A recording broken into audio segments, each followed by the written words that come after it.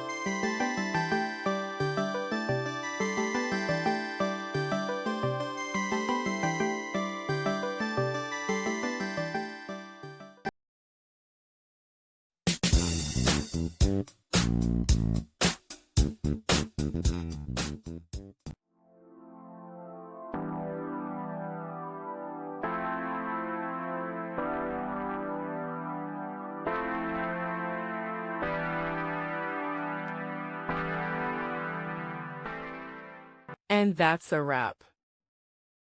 I hope you found the answer you were looking for. If you did, take a second to hit that subscribe button. It really helps out.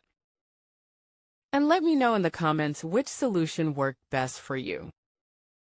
See you next time in the debug zone.